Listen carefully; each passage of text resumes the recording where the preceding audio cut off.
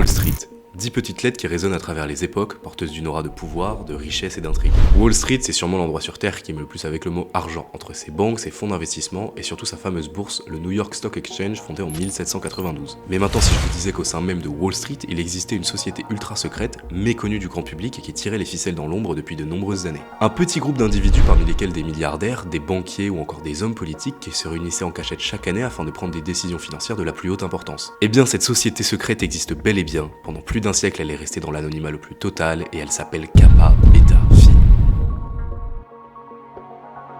La première chose assez spéciale concernant Kappa Beta Phi, c'est qu'on sait pas vraiment quand est-ce que l'organisation a été créée. Selon la légende, la société était initialement une fraternité étudiante fondée à la fin du XVIIIe siècle, ce qui ferait d'elle l'une des fraternités les plus anciennes du monde. Sauf qu'on s'est vite rendu compte qu'en réalité c'était complètement faux. En réalité, le nom Kappa Beta Phi était surtout une blague faite entre les étudiants de l'époque pour se moquer d'une fraternité étudiante cette fois-ci bien réelle, Phi Beta Kappa, la plus ancienne et élitiste des fraternités étudiantes. La vraie origine de Kappa Beta Phi remonte à la fin des années 1920, plus précisément en 1929, juste avant la Grande Dépression, où l'organisation fut créée par un homme bien connu de Wall Street, Sidney Weinberg. Directeur de la banque d'investissement Goldman Sachs pendant plus de 39 ans, Sidney Weinberg n'était pourtant pas destiné à devenir quelqu'un d'aussi puissant et fortuné. En effet, Sidney venait d'une famille pauvre, il n'avait pas fait de grandes études de finance et rien ne le destinait à fréquenter les plus hautes sphères de Wall Street. Au contraire, il avait abandonné l'école avant ses 18 ans et il était rentré chez Goldman Sachs en tant que simple assistant de concierge et gagnait moins de 3 $ par semaine. Et même s'il va rapidement gravir les échelons jusqu'à devenir le directeur de Goldman Sachs en 1930, il avait toujours le sentiment d'être rejeté au sein de l'élite de Wall Street. En effet, la plupart des personnes travaillant à Wall Street avaient fait de grandes écoles comme Harvard ou bien Yale et méprisaient complètement les personnes comme Sidney qui n'avaient pas fait d'études. Il les considérait comme moins compétents au vu de leur éducation scolaire très limitée. Et ça, Sidney, ça va beaucoup l'affecter. Il va commencer à développer une véritable haine envers ces hommes d'affaires arrogants qui sortaient de grandes écoles, et plus particulièrement envers un type de personnes,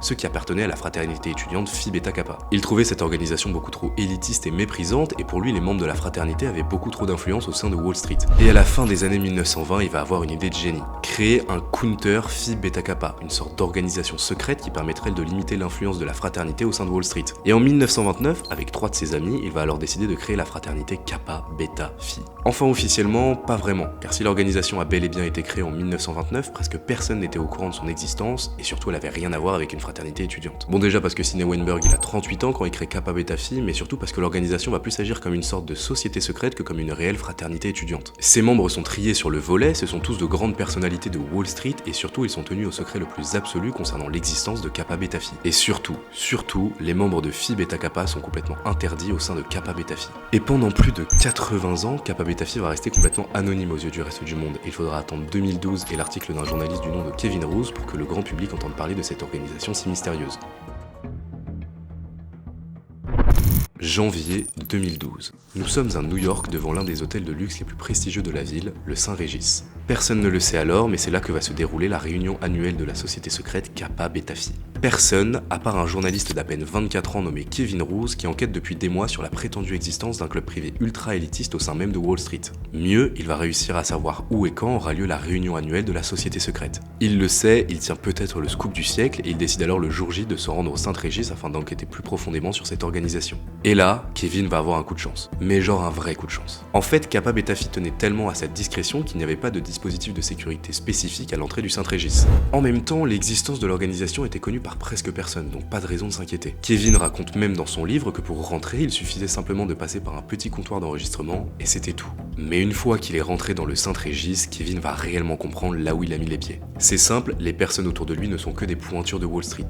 PDG, milliardaire, directeur de fonds d'investissement, bref, il a l'élite de la finance mondiale juste devant lui. Mais alors, il y avait qui à cette fameuse réunion? Eh bien, un peu de patience, on va voir ça dans quelques minutes et je suis sûr que certains noms vous seront extrêmement familiers. Bref, pendant ce temps-là, Kevin il est toujours sous le choc. Car lui, quand il était venu au Saint-Régis, il était sûr à 100% qu'il allait jamais pouvoir rentrer. Or là, il se retrouvait tout bonnement au milieu de la réunion annuelle de l'une des sociétés secrètes les plus puissantes du monde. Kevin va alors décider de se faire discret et s'asseoir sur une chaise au fond de la salle. Sa stratégie est extrêmement simple, ne parler à personne, essayer de ne pas se faire démasquer. Et étonnamment, ça va assez bien marcher et personne ne va le remarquer. Et au bout d'à peine 1 heure, Kevin va assister à une scène complètement surréaliste. L'arrivée dans la pièce de 21 des hommes les plus puissants de Wall Street, tous vêtus de collants, de perruques et de paillettes. Kevin va en fait comprendre qu'il assiste au bizutage annuel des nouveaux arrivants et il va alors réussir à faire quelques photos que je vous mets à l'écran. Parmi les personnes bizutées, on retrouve par exemple William Mulrow, directeur consultatif chez Blackstone, Warren Stephen qui dirige la banque d'investissement privée Stephen Incorporated, ou encore Mark Lasry, un milliardaire américain qui fut notamment le propriétaire de l'équipe de basket de Milwaukee pendant près d'une décennie. Bref, vous l'avez compris, on parle pas là du banquier du coin, mais bien de la crème de Wall Street. Cette élite qui pourtant, comme l'a vite compris Kevin, devait se soumettre à des rituels extrêmement humiliants afin de pouvoir rentrer dans Kappa Beta Phi. Tour à tour, les 21 participants durent chanter une chanson, raconter une blague ou encore présenter une vidéo tournée à l'avance. Pendant ce temps-là, les anciens membres de Kappa Beta Phi en profitaient pour les insulter, leur cracher dessus, encore leur jeter du vin à la figure. Imaginez juste la scène 2 minutes.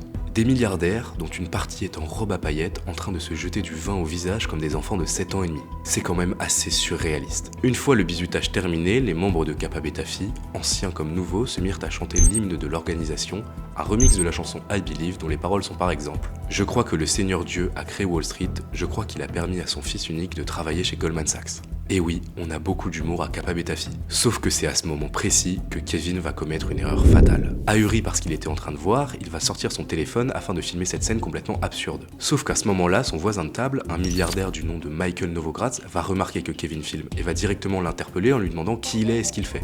En effet, il était strictement interdit d'utiliser son téléphone pendant la réunion et le geste de Kevin va donc logiquement alarmer Novogratz. Kevin ne va même pas chercher à nier et va simplement expliquer que c'est un journaliste qui travaille pour le New York Times. En apprenant cela, Novogratz va devenir complètement fou. Il va se jeter sur Kevin afin de lui arracher son téléphone des mains. Personne ne devait connaître l'existence de Kappa Beta Phi. Mais c'est à ce moment-là qu'un autre membre de la société, le milliardaire Wilbur Ross, va séparer les deux hommes et va alors prendre Kevin à part.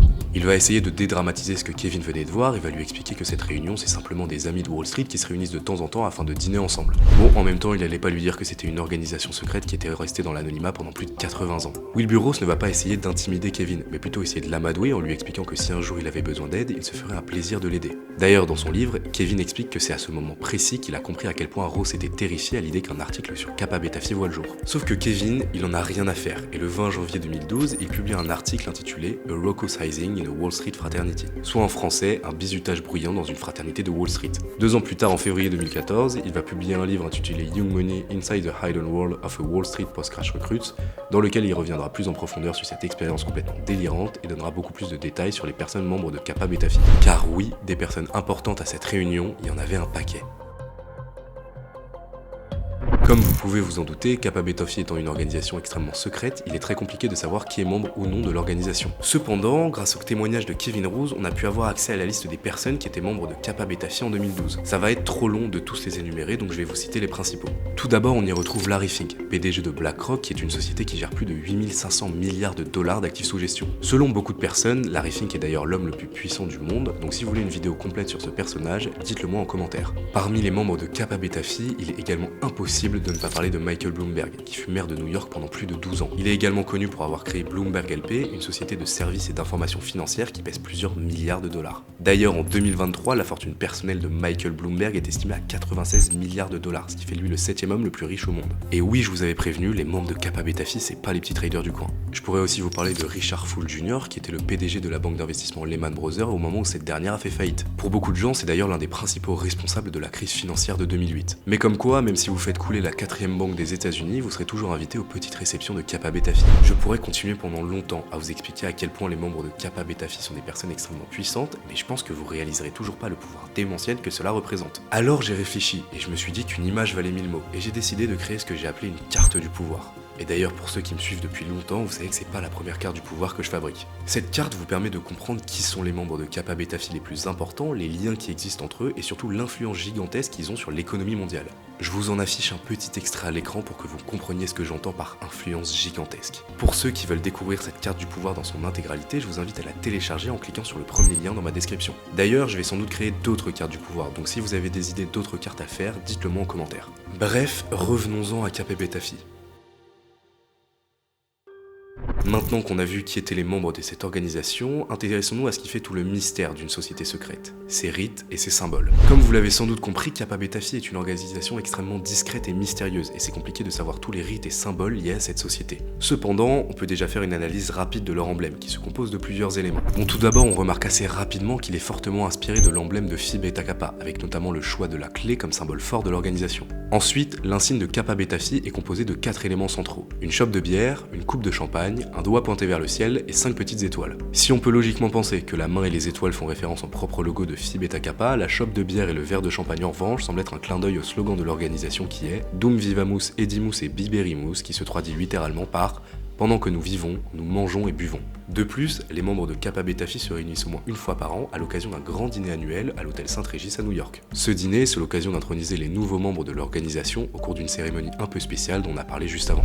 Mais ce que je vous ai pas dit en revanche, c'est que cette cérémonie est dirigée par un membre de la société secrète nommé Grand Swipe, qui est en quelque sorte le chef de la société secrète. Mais la particularité chez Kappa Beta Phi, c'est que le Grand Swipe change chaque année, et d'ailleurs on a eu accès à la liste des différents Grands Swipes depuis 1930. On y retrouve des noms assez connus, comme Robert Shapiro, Avery Rockefeller ou encore Catherine Kinney, ancienne présidente de la bourse de New York. On sait également qu'il existe d'autres membres spéciaux au sein de Kappa Beta Phi, nommés Grand Smudge, Grant Loaf et Master at Arms. Cependant, on sait pas qui sont ces personnes et surtout quel est leur rôle dans l'organisation. Et en même temps, c'est assez logique, car hormis Kevin Roose, personne ne s'est jamais rendu à l'une de leurs petites réunions secrètes. On ne peut donc émettre que des hypothèses concernant d'autres potentiels grades, rites ou encore symboles liés à cette organisation. En écrivant cette vidéo, je me suis vite rendu compte de la quantité minime d'informations concernant Kappa Beta Phi. Dites-vous que cette organisation existe depuis bientôt 100 ans et c'est que grâce à Kevin Roose que le monde entier en a entendu parler. Mais même après les révélations de Kevin Roose, le sujet de cette société secrète au sein même de Wall Street n'a pas semblé passionner la presse ni le grand public. Dites-vous que depuis bientôt 9 ans, on n'a pas eu le droit à un article ou une vidéo parlant de Kappa Beta Phi et on sait pas par exemple qui sont les nouveaux membres qui ont rejoint la société depuis 2012. C'est quand même étrange, vous trouvez pas? On parle là d'une société secrète au sein même de Wall Street, comptant parmi ses membres les personnes les plus puissantes de la planète, et pourtant personne n'en parle. Et personne ne semble vouloir en parler. D'ailleurs, je suis sûr qu'avant cette vidéo, vous non plus ne connaissiez pas l'existence de Kappa Beta Phi. Pourtant, au vu de l'influence qu'exerce cette société au sein de Wall Street, on serait en droit de se poser certaines questions. Pourquoi Kappa Beta Phi semble tant vouloir rester dans l'ombre? Quels sont les membres qui ont rejoint la société depuis 2012? Ou encore quel fut son réel rôle durant la crise de 2008? Autant de questions qui pourtant restent sans réponse. Je vous invite vraiment à télécharger la carte du pouvoir pour que vous compreniez à quel point les membres de cette organisation sont puissants, et surtout les liens étroits qu'ils entretiennent entre eux. Car quand on voit ça, ça serait se voiler la face de penser que Kappa Beta Phi est seulement un groupe de banquiers qui se réunissent de temps en temps pour dîner ensemble. Imaginez juste 2 secondes. Si vous rassemblez toutes les leads de Wall Street au sein d'une même pièce, c'est sûr que des accords, officiels ou non, vont être passés. Enfin, je vous pose la question directement à vous. Est-ce qu'avec tout ce qu'on vient de voir, vous pensez réellement que depuis 1929, Kappa Beta Phi n'a eu absolument aucune influence sur l'économie mondiale? Après, attention, cette vidéo n'a pas vocation à tirer des conclusions sensationnalistes vous expliquant que Kappa Beta Phi contrôle le monde et Larry Fink surveille vos moindres faits et gestes. Si aujourd'hui j'ai choisi de parler de Kappa Beta Phi, bon d'abord c'est parce que j'ai rien trouvé sur le sujet et du coup ça m'a complètement intrigué, et c'est aussi pour vous expliquer que des sociétés secrètes avec les personnes les plus puissantes de la planète qui en sont membres, ça existe, et il y en a même plus que vous le croyez. Ne soyez pas naïfs et ne pensez pas que c'est parce qu'on n'en parle pas que ça existe pas, bien au contraire. Faites vos propres recherches, mais vous verrez que des petits groupes d'élite qui se réunissent pour prendre des décisions majeures, ça a toujours existé.